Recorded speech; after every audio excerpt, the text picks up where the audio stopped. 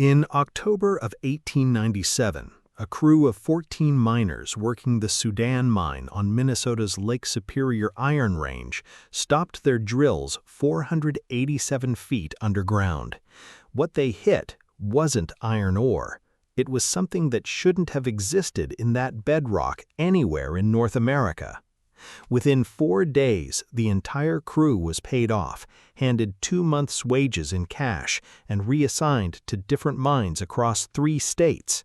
The shaft was packed with a 14-foot plug of solid concrete.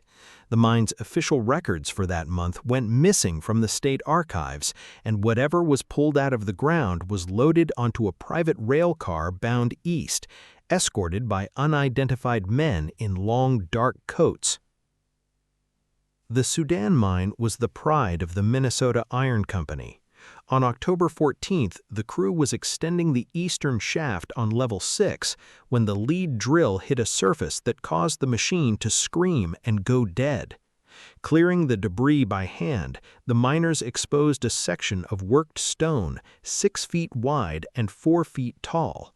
It was smooth, polished like wet glass, and darker than the local rock.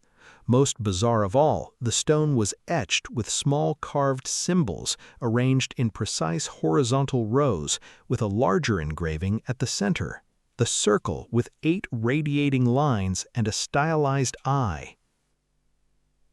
The foreman, Henrik Lindquist, ordered the crew to stop work immediately. The next morning, corporate officials arrived from Duluth with 2 strangers in dark coats carrying a large camera and flash powder. For 3 days, the shaft was locked down. At night, 3 heavy, unmarked wooden crates were loaded onto a private rail car. By morning, they were gone. Lindquist gathered his crew, told them they had seen nothing but a geological anomaly, and warned them that breaking silence meant immediate termination. He then handed them their transfer orders, scattering them across the country. 2 of the bachelors vanished from public records entirely. Lindquist himself was transferred to a desk job and died a decade later. The day after his funeral, the men in dark coats returned to confiscate his locked personal journals. Decades later, 2 surviving miners broke their silence. Olaf Patterson and James Mulrady both described the precise geometric patterns and the writing on the wall.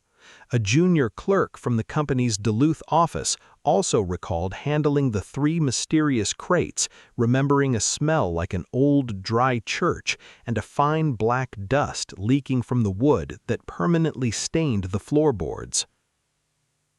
To researchers of the buried civilization hypothesis, this story is part of a massive, well-documented pattern between 1850 and 1920. Across North America, miners routinely dug up advanced infrastructure, polished artifacts, and worked stone walls deep within ancient geological layers. The institutional motive for burying these finds was control of the narrative.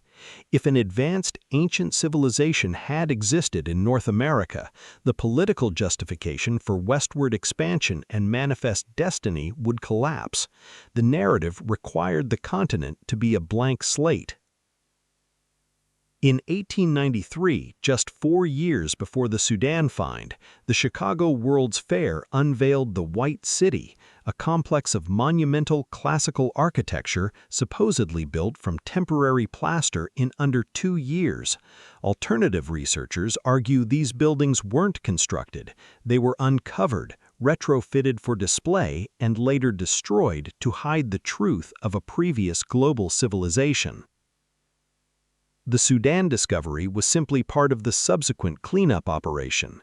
The physical evidence remains hidden.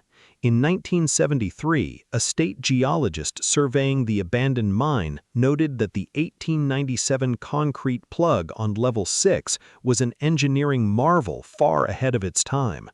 Using ground-penetrating sounding equipment, he detected a massive artificial void extending horizontally behind the concrete wall. He recommended the shaft remain permanently sealed.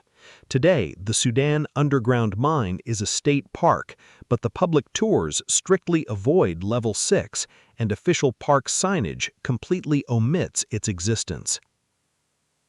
14 men found history written in the bedrock. They were silenced, the records were erased, and the concrete remains. The wall is still down there, hiding the truth of a world we aren't allowed to remember.